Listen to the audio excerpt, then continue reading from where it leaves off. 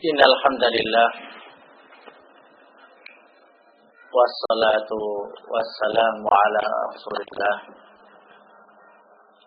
wa ala alihi wa sahbihi wa man tabi'ahu bi ihsan ila yaumil qiyamah.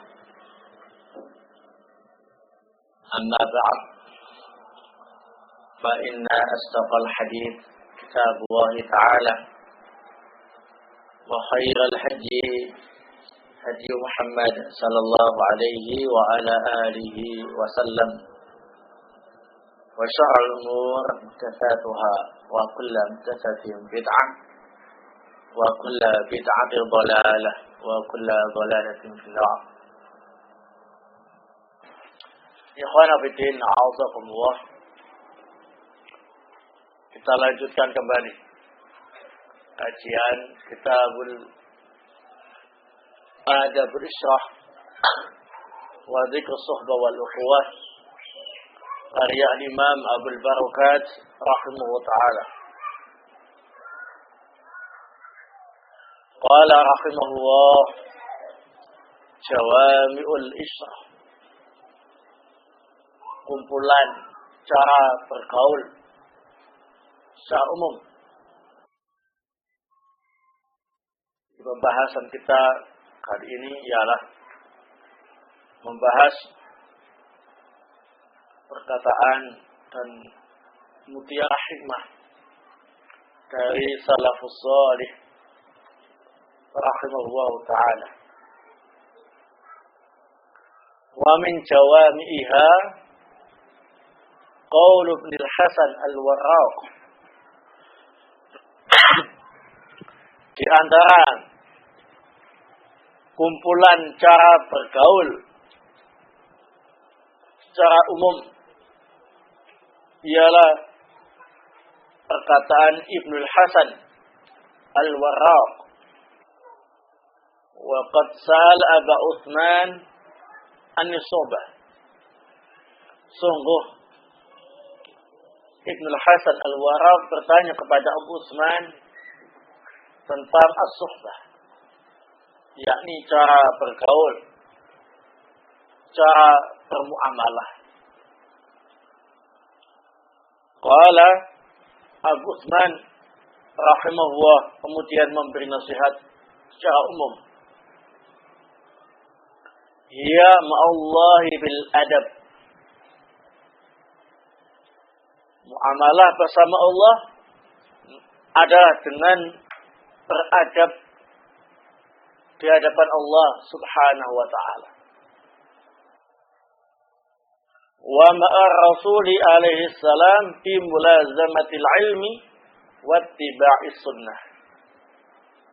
Dan bila di hadapan Rasulullah sallallahu alaihi wa ala alihi wasallam, maka dengan cara senantiasa menimba ilmu yang beliau ajarkan dan mengikuti ajaran beliau. Wa ma'al awliya bil ihtiram wal khidmah. Dan bila bergaul dengan para wali Allah, orang-orang yang beriman dan bertakwa, dengan cara menghormati dan membantu mereka. Wa ma'al ikhwan bil bishri wal inbisat wa tarki wujuhil inkari alaihim. Dan bila bermuamalah bersama dengan teman-teman seagama, perjuangan, ialah dengan senantiasa menampakkan kegembiraan, kemudian lapang dada, dan tidak menampilkan sesuatu yang mereka ingkari. Malam yakun kharqa syariatin au hatta hurmatin. Selama sikap kita tadi tidak merugikan syariat atau melanggar yang diharamkan oleh Allah Subhanahu wa taala. Qala Allah Ta'ala, Allah Subhanahu wa taala berfirman, "Khudil afwa wa'mur bil 'urf." Al-ayah.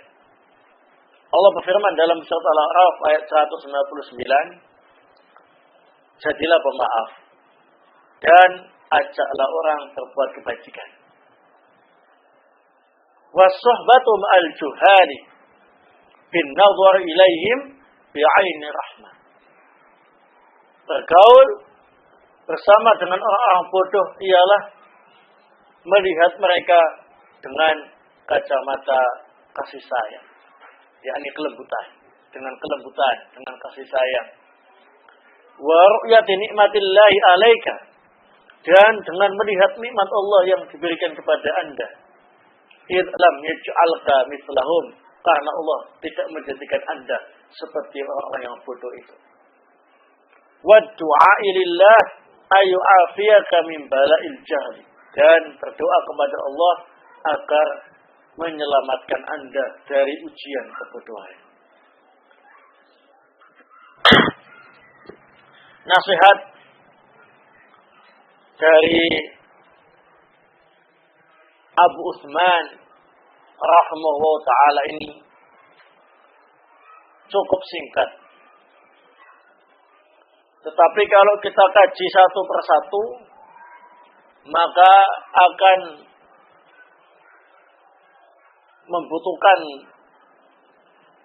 penjelasan yang cukup luas, karena berkaitan dengan adab di hadapan Allah, adab terhadap Rasulullah sallallahu alaihi wasallam, kemudian adab terhadap wali-wali Allah yang beriman dan bertakwa, kemudian adab terhadap saudara-saudara seperjuangan, dan juga adab terhadap juhal, orang-orang yang apa ini? Bodoh. Maka pada kesempatan kali ini, insyaallah ta'ala akan kita perjelas satu persatu adab-adab tadi, dengan harapan kita menjadi orang-orang yang dipilih oleh Allah Subhanahu wa ta'ala sebagai hamba-hamba Allah yang beradab, yang berakhlak mulia. Yang pertama ialah adab di hadapan Allah Subhanahu wa ta'ala. Para ulama menjelaskan bahwasanya seorang hamba di hadapan Allah Subhanahu wa ta'ala harus memiliki adab yang tinggi. Setidaknya harus melaksanakan 3 perkara minimal. 3 perkara besar yang harus kita tampilkan di hadapan Allah Subhanahu wa ta'ala. Yang pertama, talaqqi akhbarillahi ta'ala bitasdiq, yakni menerima berita-berita dari Allah apa adanya dengan membenarkannya. Jadi menerima dan membenarkan berita-berita dari Allah Subhanahu wa ta'ala apa adanya, tanpa protes dan tanpa meragukan kebenarannya sedikit pun. Kita mungkin sering membaca suratul Baqarah. Dzalikal kitabu la raiba fiih. Itulah Alkitab, yakni Al-Quran. La raiba fiih, tidak ada keraguan sedikit pun di dalam Al-Quran. Yakni semuanya benar dan tidak ada yang meragukan sedikit pun. Nah, sehingga adab kita di hadapan Allah Subhanahu wa ta'ala ialah menganggap benar semua berita-berita dari Allah Subhanahu wa ta'ala, menerima tanpa protes dan tanpa meragukan sedikit pun kebenarannya. Barang siapa yang memprotes atau meragukan kebenaran berita dari Allah Subhanahu wa ta'ala, faqad kafar, maka sungguh dia telah berbuat kufur yang bisa menyebabkan dia keluar dari Islam. Waliyadzubillah. Nah, dan kita juga yakin bahwa berita yang paling benar yang paling jujur ialah berita dari Allah Subhanahu wa taala. Nah, seperti yang biasa kita baca dalam khutbatul hajah. Fa inna asdaqal hadithi kitabullahi ta'ala. Sesungguhnya berita yang paling benar, yang paling jujur ialah kitab Allah Azza wa Jalla. Dalam Al-Quran surat An-Nisa ayat 87 juga disebutkan sebuah pertanyaan yang sudah jelas jawabannya. Wa man asdaqu minallahi haditsan. Wa man asdaqu minallahi haditsan. Siapa yang paling jujur beritanya daripada Allah? Pertanyaan dalam ayat ini. Tapi sudah jelas jawabannya. Tidak ada. Hanya Allah yang paling jujur beritanya. Naam, wa man asdaqu minallahi haditsan. Dicontohkan oleh para ulama ikhwan fillah azakumullah berita dari Allah Subhanahu wa taala dalam hadis yang diriwayatkan oleh Al-Imam Bukhari dari sahabat Abu Hurairah radhiyallahu taala anhu. Rasulullah SAW pernah menyampaikan sebuah berita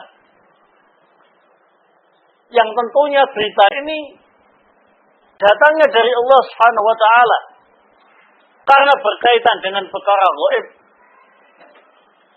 yang hanya Allah saja yang tahu. Tentu beliau mendapat informasi dari Allah Subhanahu wa taala. Dalam hadis ini Rasulullah bersabda, "Idza waqa'adz dzubabu fi syarabi ahadikum."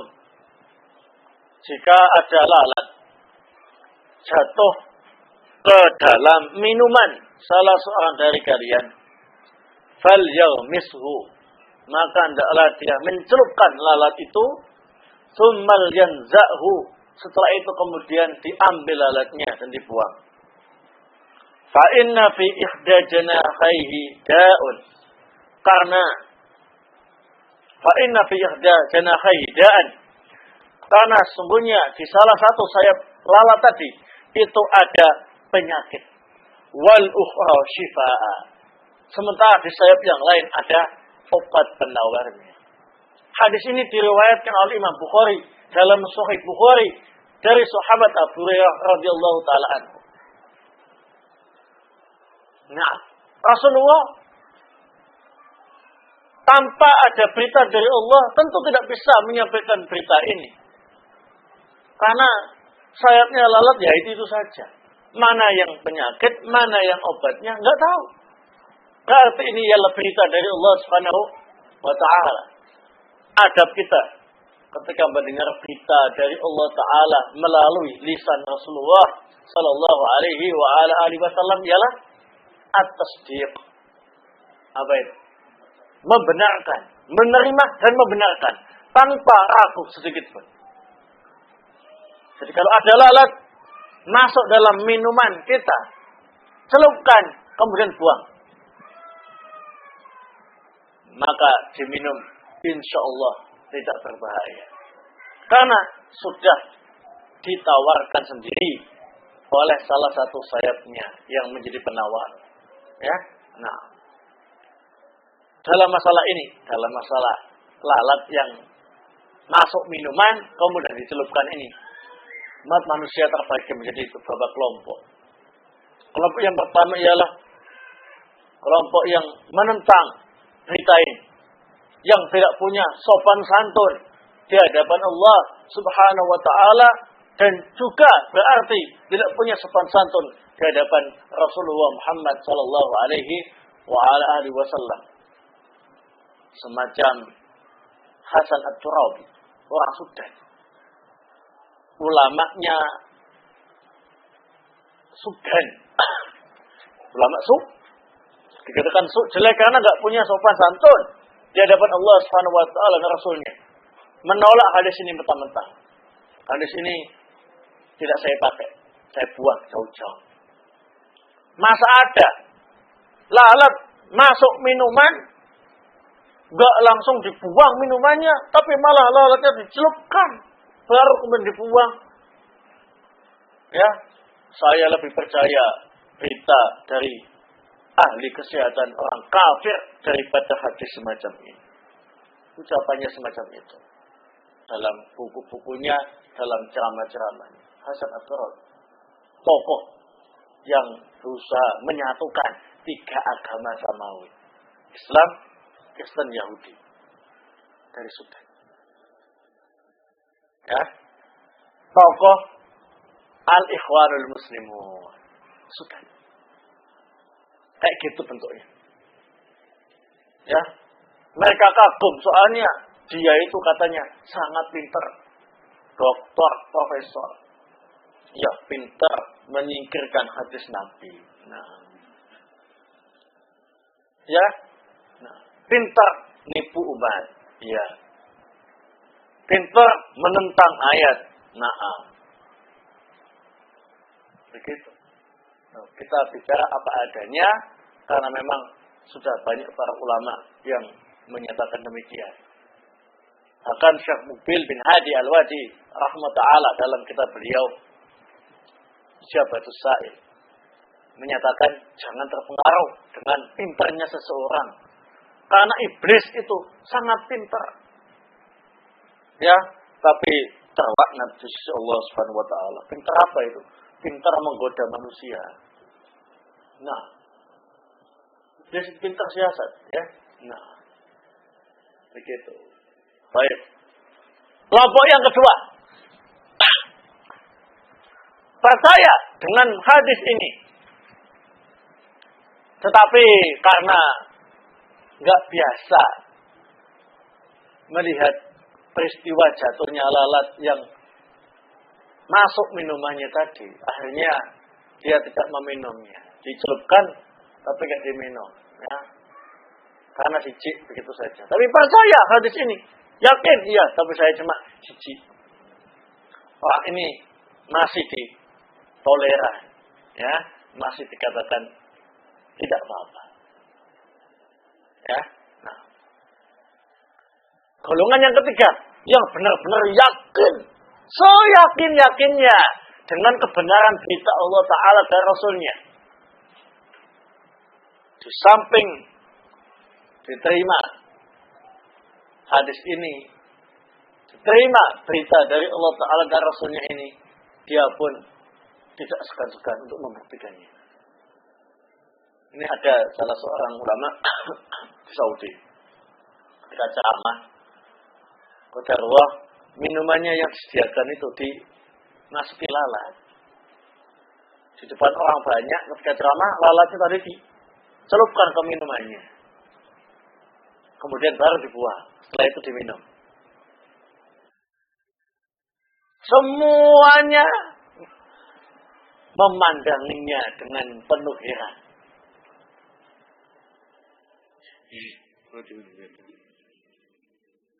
Maka para ulama semacam ini kemudian menjawab dengan bijaksana.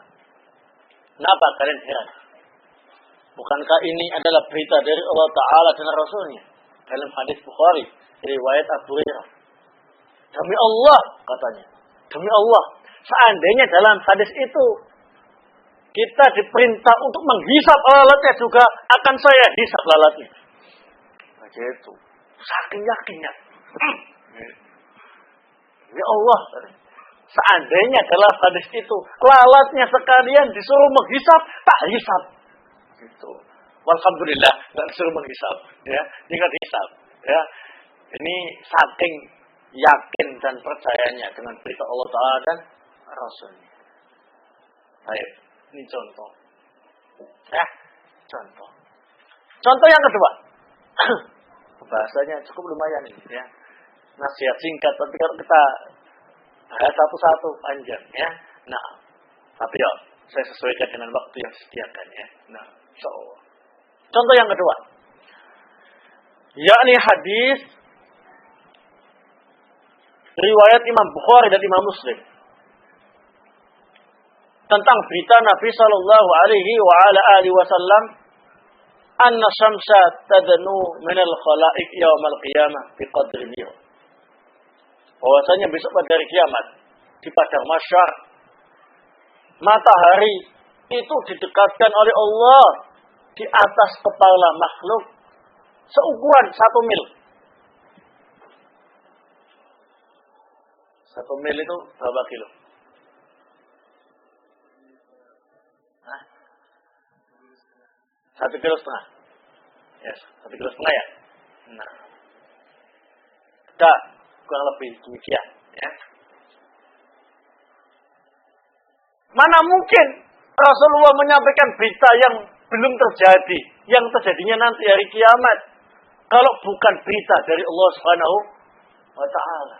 Wa ma yantiqu 'anil hawa in huwa illa wahyu yuha. Beliau tidak berbicara sesuai dengan selera hawa nafsunya.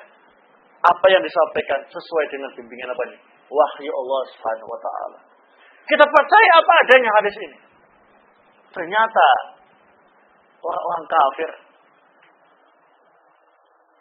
mereka tidak percaya, atau yang terpengaruh dengan ilmuwan-ilmuwan kafir tidak percaya. Menurut ilmuwan orang kafir, matahari sekarang saja seandainya sedikit turun, ya, seukuran jari, 1 jari, nah, turun seukuran 1 jari, maka semua permukaan bumi akan terbakar. Matahari kalau didekatkan ke bumi saat ini oleh Sang Pencipta, seukuran 1 jari, niscaya bumi dan sekitarnya akan terbakar.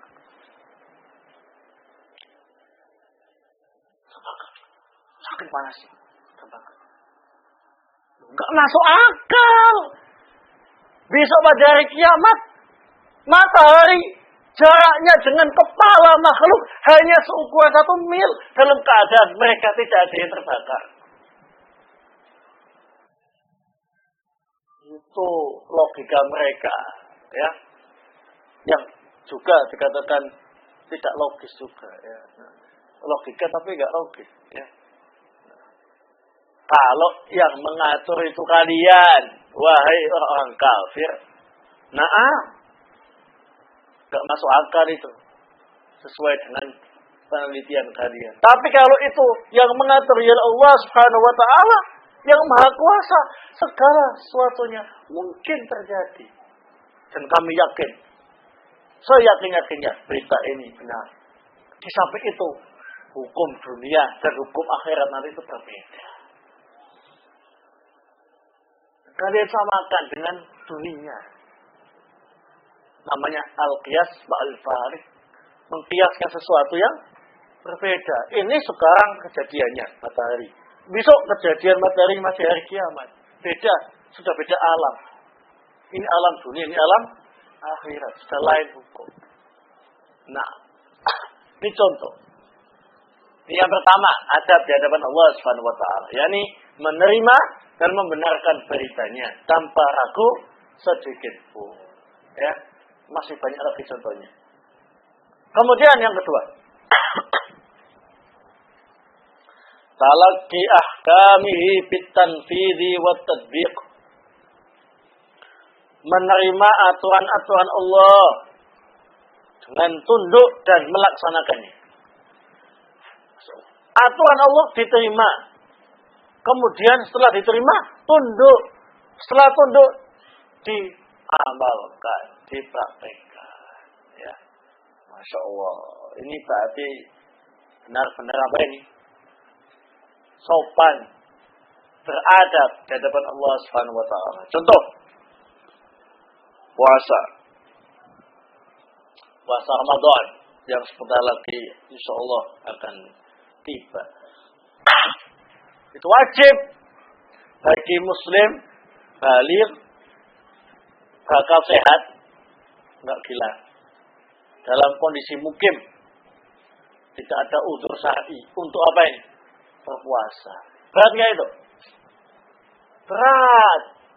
puasa itu berat, apalagi bagi yang bekerja keras, apalagi daerahnya sangat panas. Ya, berat.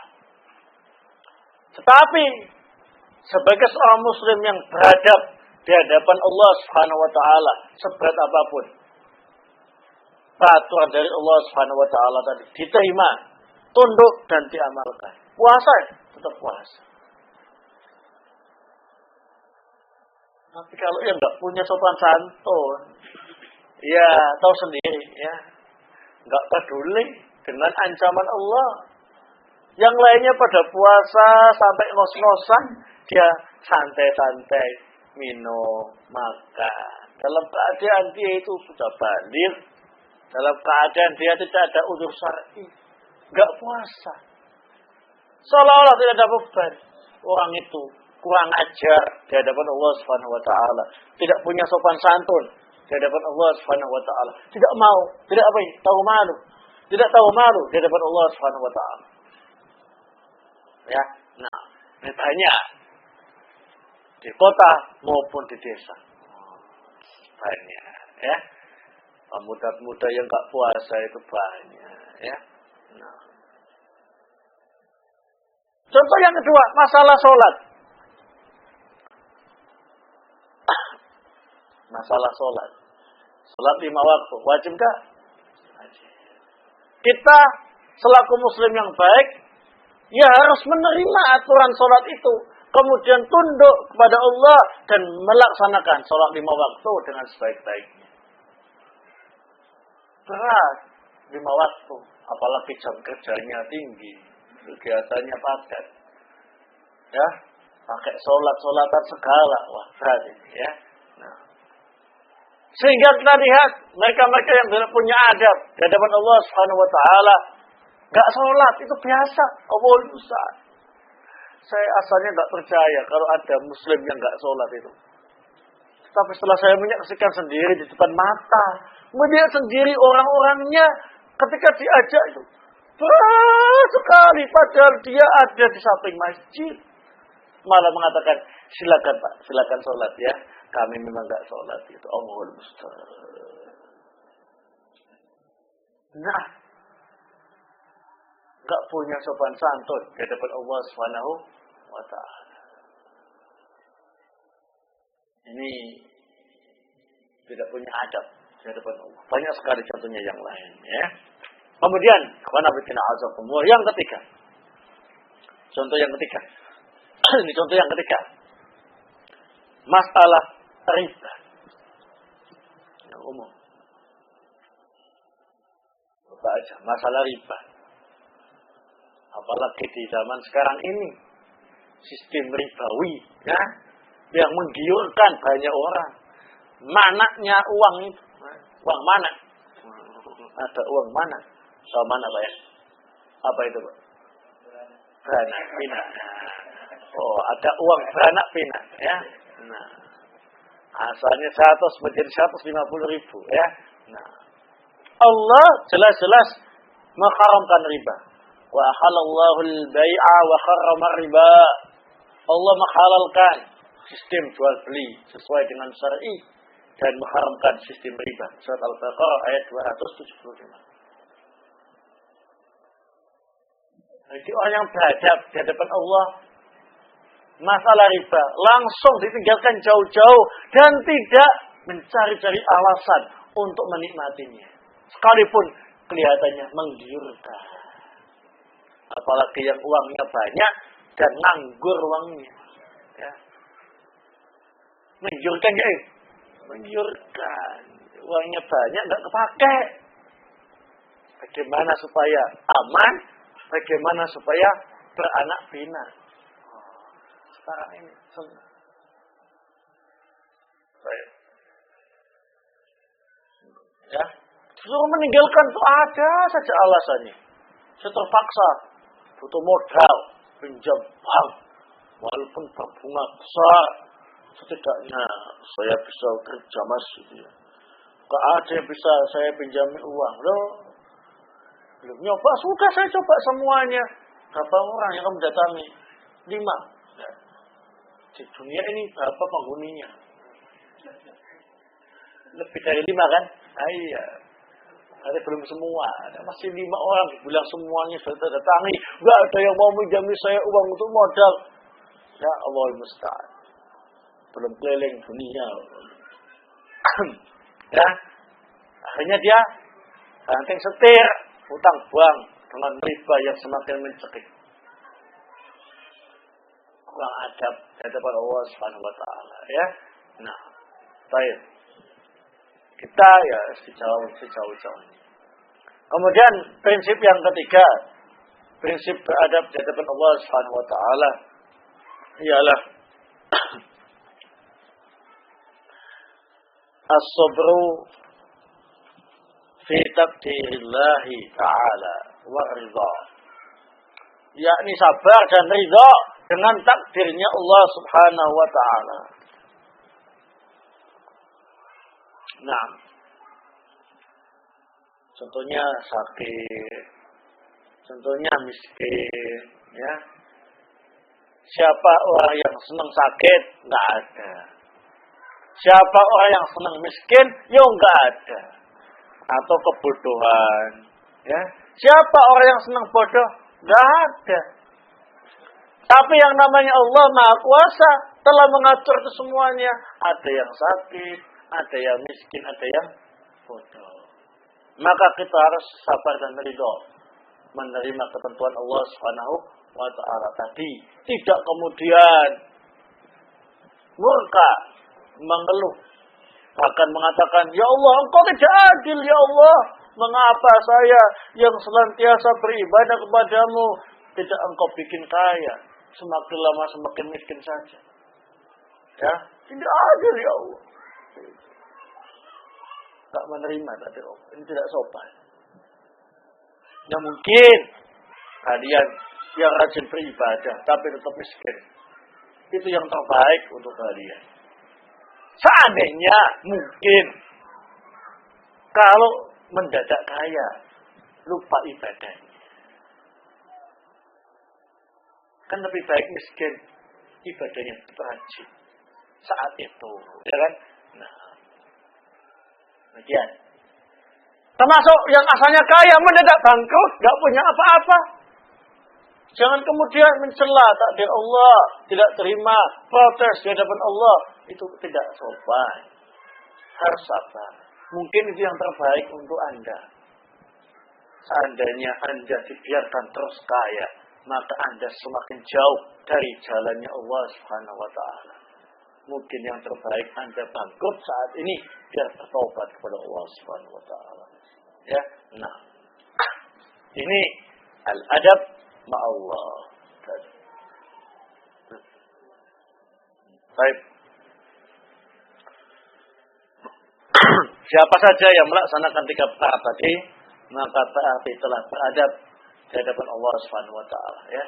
Pertama, menerima dan membenarkan berita-berita dari Allah Subhanahu wa taala. Yang kedua, menerima, tunduk dan melaksanakan aturan-aturan Allah Subhanahu wa taala.